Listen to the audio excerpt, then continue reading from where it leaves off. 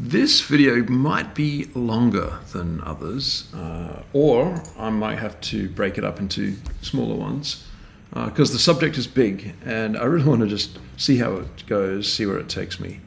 The subject of it is, of course, the violin that you can see in front of you. And this has kind of been a labour of love project for a while. I played the violin since I was very, very small, and so I have a particular appreciation for these instruments, but using it as a project to exercise a lot of really interesting and powerful things in Onshape that's been the labour of love.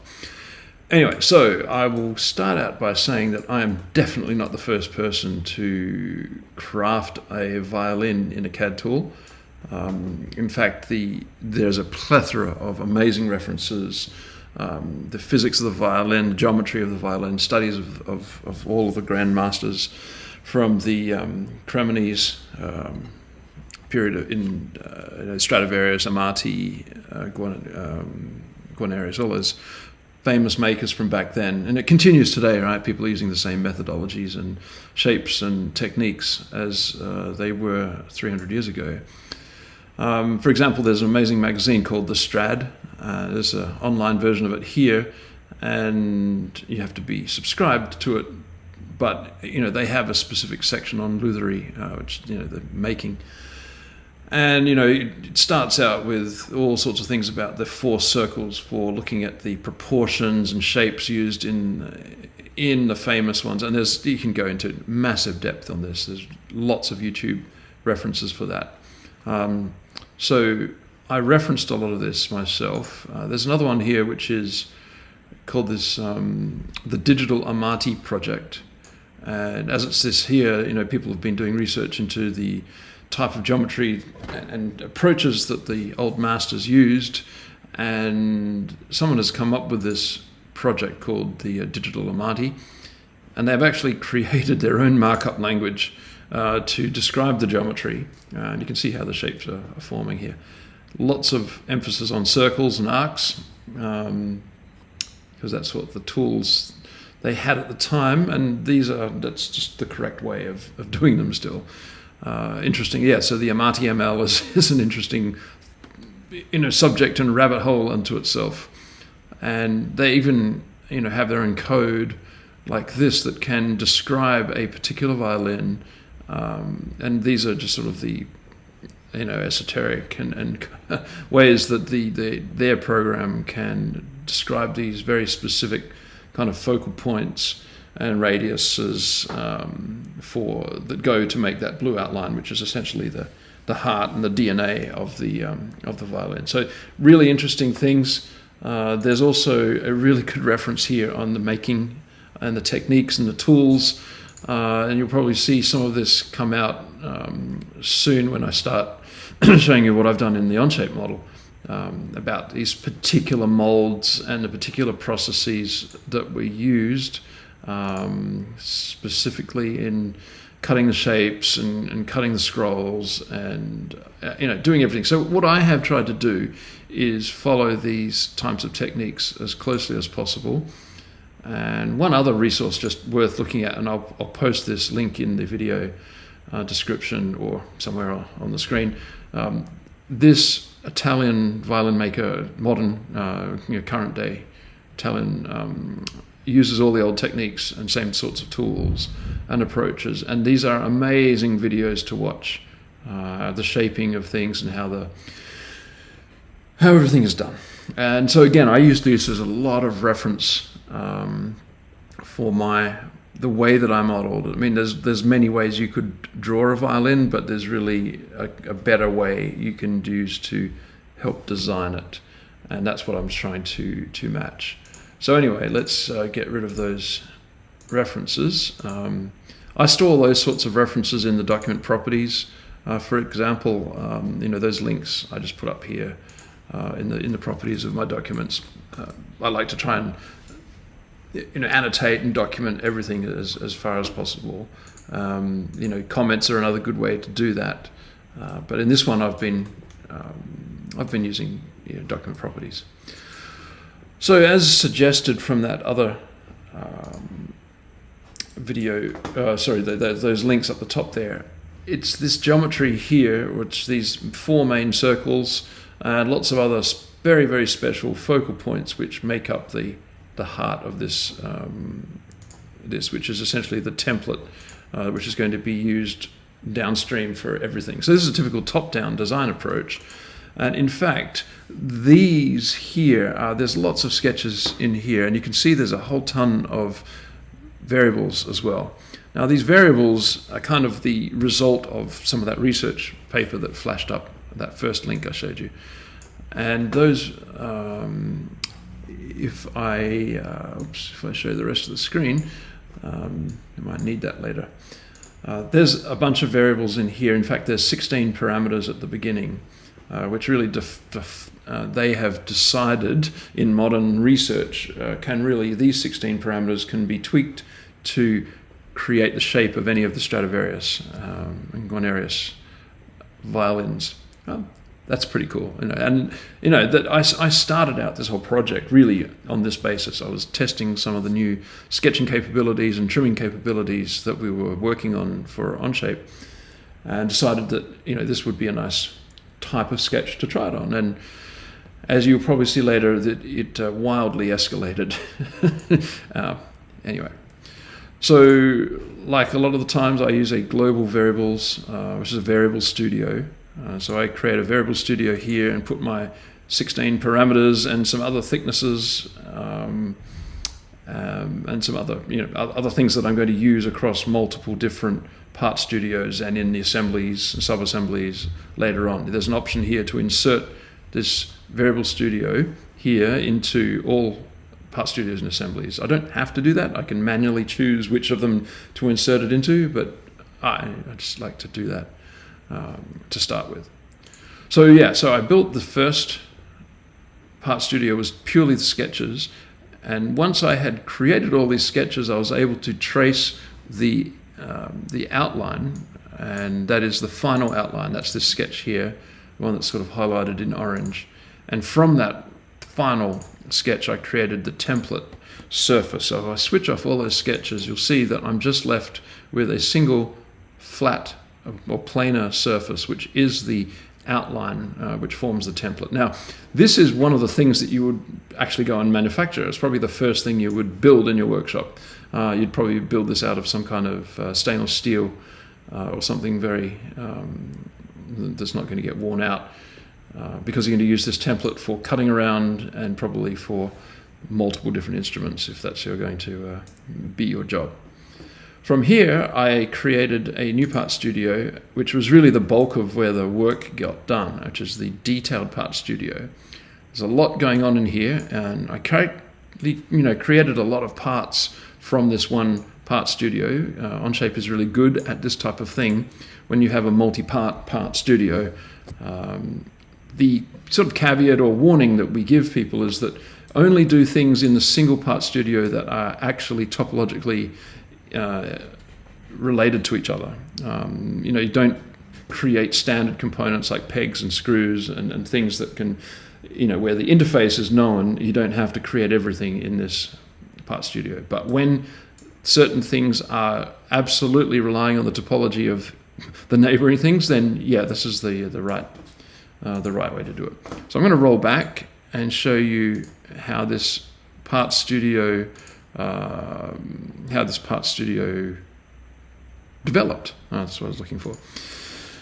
All right, so the first thing I did was bring in this template as a derived feature. Typically, that was the only thing I needed to bring in. I'm not sure if I brought in any other sketches. Let me see. No, so the part derive is just bringing in the outline there. And then the first thing I did was thicken it so that I could create something that would be the template that I'm going to go and build. Then there were a series of sketches, which I'll show all of. And these sketches were going to be, these blocks kind of here and here and here, in the corners and at the top and the bottom.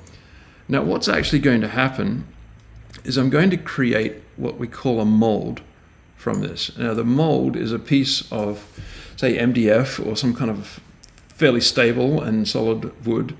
It could be made from a plastic if you already wanted to, but MDF is the normal, or maybe a 12-ply marine. Marine ply is also another very good option for this.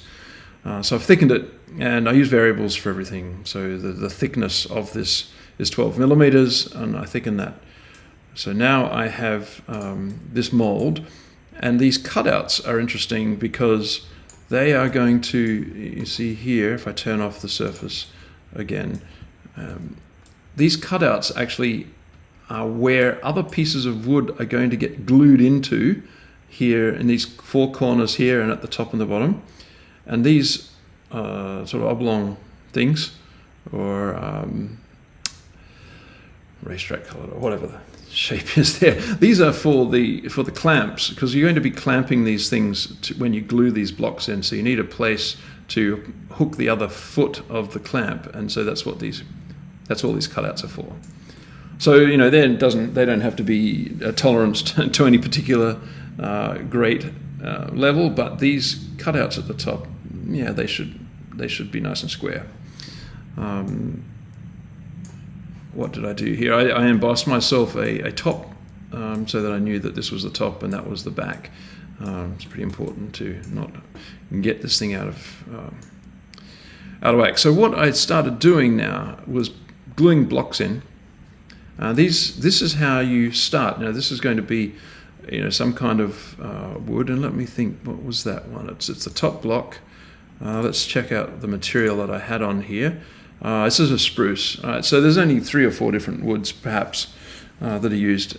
Spruce, maple, there's some poplar, and definitely ebony. But yeah, these things are nice straight grain spruce. And you glue these in, and that's why they have to be nice and square so that they can glue in nicely. And then we're going to start doing some trimming later on. So the trimming trims them back to this template. So that's why it's important that the template is accurate and cut accurately, from some kind of hard material, stainless steel being a good option. You can see here the shape of the violin body now starts to form.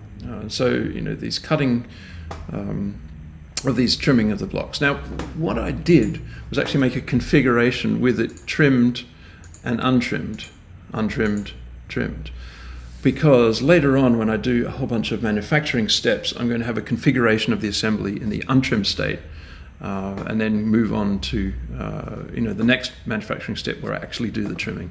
I've done that in a lot of places. So next I created what we call an underlaying stick. It's a very thick, it's kind of like a shim of a very specific thickness that keeps this off the ground. So if this is at the desk level, this surface would be the desk surface. You want this to be at a very specific height. And in my case, that height was 8 millimeters. Right, there it is. What did we do there? Okay. So there's a couple of holes here. There's going to be some pins that help assemble things together. So those pins actually go into the sticks underneath and help things line up. The next series of features are going to look at these C-bouts. Now the C-bouts are these kind of cutouts on the side of the waist of the violin, and what I'm doing here is this material here is going to be the actual violin. The mold is going to be split away from these blocks when later on, when all of these side kind of ribs are in place. So again, this was a trimming operation, so that it's untrimmed there and trimmed there. These are just pieces of tooling, pieces of wood that I used to help with the gluing, when we glue this thing onto the mold. So we're gluing this side rib onto this block. These things here constitute the actual violin itself, whereas these other bits are the tooling. Right. And yeah, I showed you that. Now we do the same sort of thing on the upper and lower bouts of the violin. So you can see here I've created the ribs on the lower bout. They're all trimmed, and you can see there's a very specific way that these get trimmed. If I lower bout trim. Yeah, so the piece of wood starts out this way for gluing. Once it's dry, we come and trim it off into that very nice kind of chamfer on the edge there. Same with the top. Okay, and then the interesting bit now starts with the linings. Now there's another piece of wood which is actually that 8mm thickness from here to here to the top, from here to the top. And those linings look a little bit like this. And they sweep along, and you can see how they actually notch themselves into this block. So you have to actually cut out a little space in this block so that the end of this piece of lining, which is the C rib there, lining, there it is, that piece there needs to sort of intersect very, very, very closely. You need to be very careful when you're cutting these things. It has to fit perfectly. And then they're tapered down, and you can see there's a bit of a fillet. There's a tapering. Let's hide that. Let's make that transparent. You can see how there's a bit of a taper from the bottom to the top there. That's the finished, and in fact we can suppress the tapering of that. Since that's another manufacturing operation, I wanted to again keep this in the configuration so that it's the before and after state. There, right. Nearly getting to the end of this. So, you know, there's some more of these kinds of linings for the top and the bottom of the fiddle. And of course, this is all going to be mirrored over in the end, but that's now there's some trimming that has to be done here. So they're going to be at some point you're going to, with a bit of a hammer and a very lot of accuracy, you're going to try and split the glue that was gluing this block onto the mold, and then once it's come off, so that the mold won't be there anymore, you're going to do some shaping of these blocks. Again, these blocks will be not those ones, lining cutouts, not those ones, lining taper, yeah, these blocks here. So you can see how the blocks go to their final shape with this with this configuration. They go to their final shape, but at the moment, the mold would still we'll keep that there. Where are we at now? We're nearly there. We're going to mirror it a couple of times to finish off the pieces. At this point, in the assembly, actually I will go through the assembly steps in a minute. Now what I'm going to do is sketch. There's an offset away from the template. So if we bring the template in, I'll show the template. That's that blue one. Isolate it. You can see how I've created a sketch which is an offset away from the edge of the blue.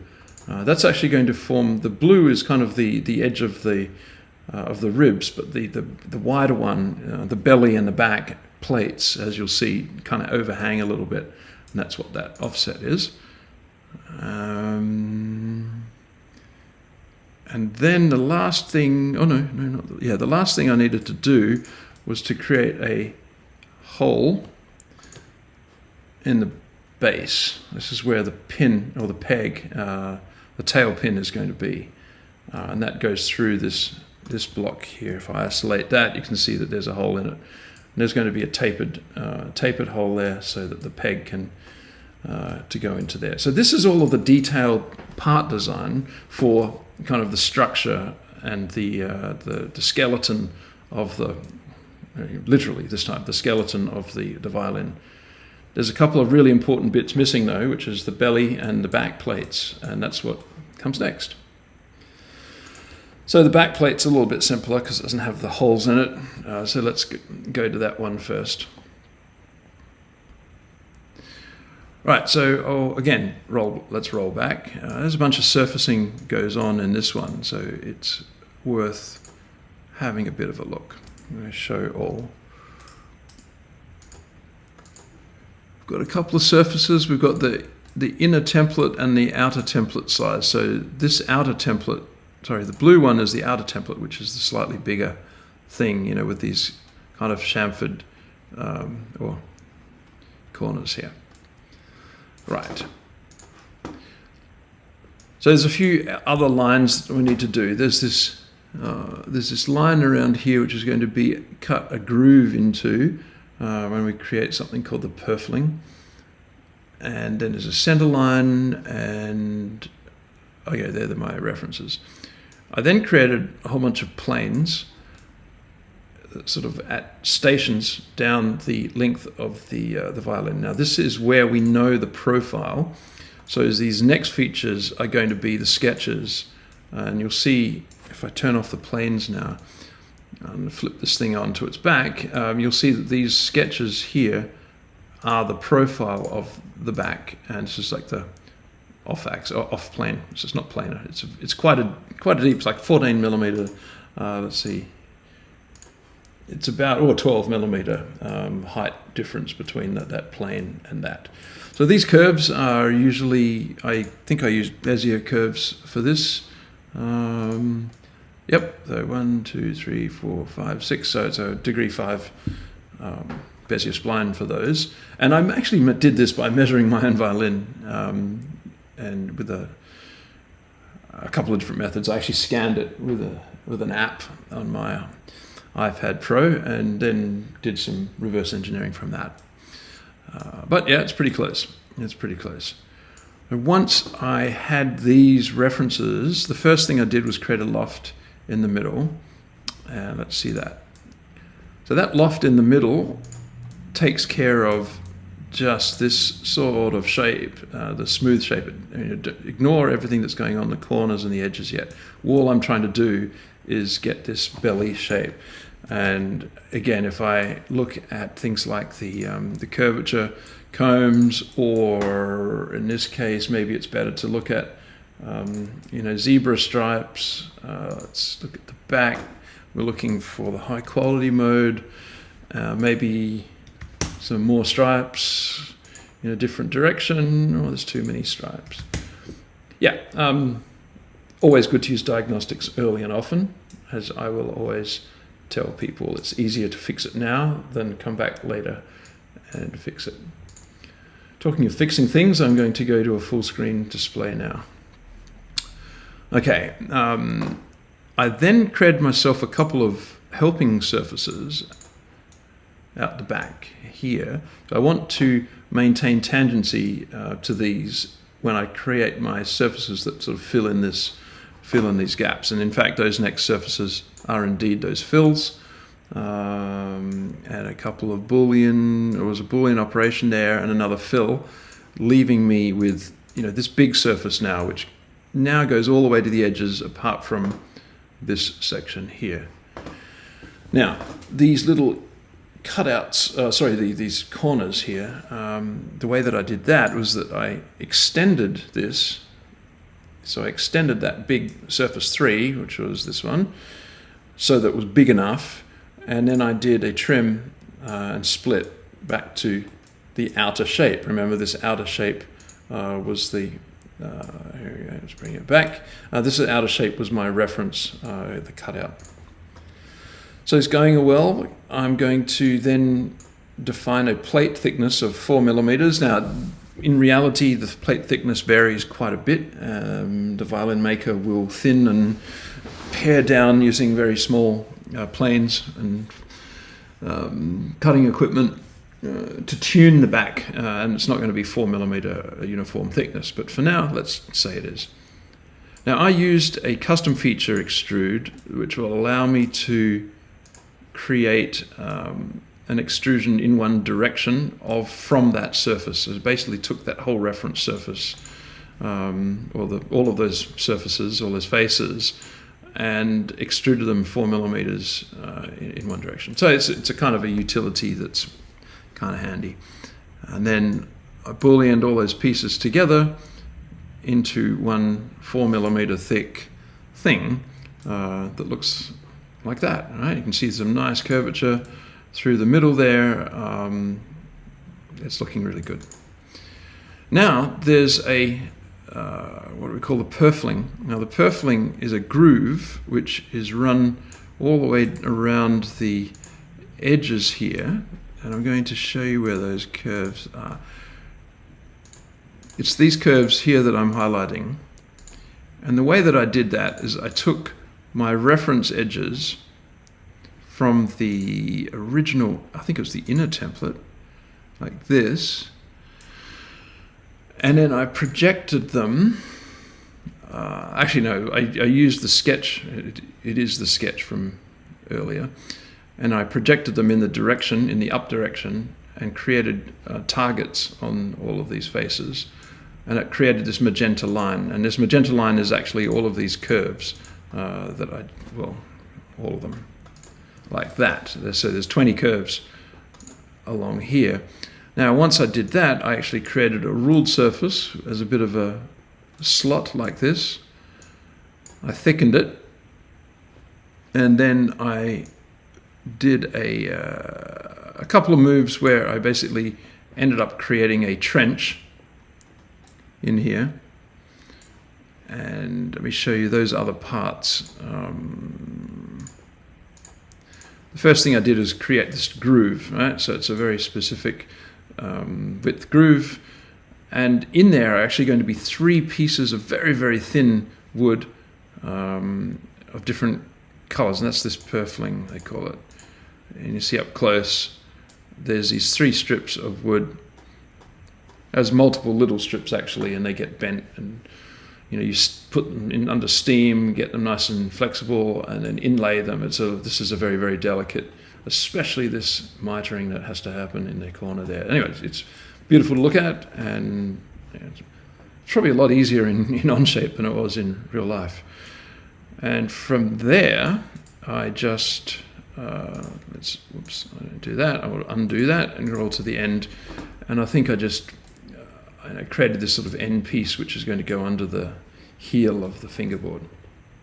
All right, so the same thing happened for the belly, except for a couple of things. Firstly, the F-holes were cut, and I actually used a reference image to cut the F-holes. Where are they? There's a whole series of things in here. So I actually had an image that I brought in. If I take off those parts, you can see actually this is an image from a sketch. Maybe it was from one of those references I showed earlier, and created a profile by tracing over that, and then cut through the belly to create the F-holes. What else? The purfling, bring that back. Okay, so on the inside, there's a very special piece of wood which is called the bass bar. Now this is on the bass side, so the bass side meaning the low strings are on this side here where the mouse is. And if you look underneath, this is where the reinforcing is. It's tapered, it's got a very special thickness, and empirically there's a lot of things that govern that. Again, you can look at those references to see the length and the aspect ratio and everything for that. So that was really the only other trickery that needed to go on in here. So this, if I bring I created a sub-assembly of that front plate, and then started putting things together. So I'll show you this is how I started out. This is the final instrument. So now you can see especially if I cut through it. So I'm going to use this plane here as a section cutter, and we can have a look inside. So now you can see this is the bass bar. You can see the linings all the way around here. This is the top block. There's the linings here as well, and maybe on the section here on the other side, we can see down to the end where the end pin is. And there's a lot of other ancillary things that we'll get to, things like the bridge and the fine tuners and the tailpiece here, but all in good time. What was kind of interesting, and the thing I really wanted to get to next, were let's look at the steps that this goes through in order to get to the manufacturing. So the first thing, as I mentioned before, is gluing these blocks here onto the mold. And then when you glue them onto the mold, you just put a little bit of glue on these two faces and these three faces, and you clamp them on. And once they're dry, then you take the clamps off and you trim them. So this is when the clamps come off, this is what it looks like. Then, in fact, what you do is you put the template back on, and that's what these alignment pins are for. And then you get out your chisels and trim them. Trim those blocks. You can see how you use that as a reference. And then you take the template off. Now we're ready to start gluing things. So by gluing things, I mean these ribs are the C-shaped ribs. And you can see where those pieces of blocks here are for tooling. It's a little tight to get these modern clamps on. There's much smaller clamps that you could use. Certainly Stradivarius wouldn't have used these ones from Home Depot here. Okay, so once we've got those blocks on, we glue these side bouts on.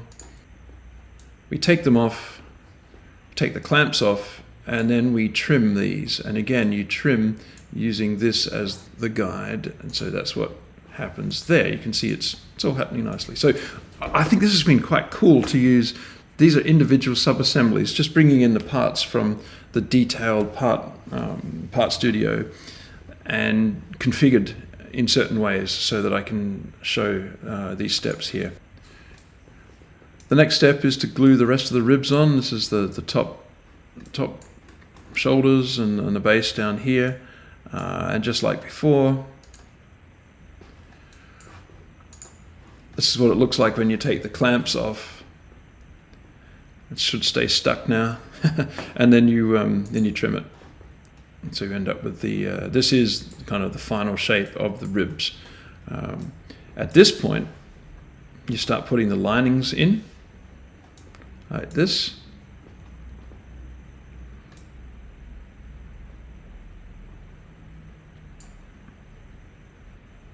You inlay those linings, and then you remove the mold. So you get rid of this dark brown thing. You have to crack the glue very, very carefully, and you end up with this. So this thing, it's pretty flexible at this stage. But yeah, it's still a delicate time. At this point, these linings are still pretty chunky, so the next step is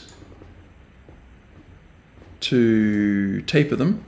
You can see them tapering down, and also trimming these blocks down to their final shape. Again, we can use the configuration to show the effect that has. And you probably do a little bit more trimming over here, just for aesthetic purposes. But at this point, you're getting the gist. Next step is to glue the back plate on. So that back plate that we so carefully created back here is prepared and glued onto this whole skeleton structure, and you've got these funny shaped clamps that you would use. And similarly, you would then go and glue the front plate on, and now this is the structure of the violin. This is the main stuff. But this is not all of the work. There's a lot of work to come. The scroll, the fingerboard, the neck, and the bridge. So probably going to take a break here, see how the timing is going, and in the next session let's tackle all of those rest of the ancillary equipment, as well as the scroll and the fingerboard, which is really the most aesthetic and trickiest piece of modeling.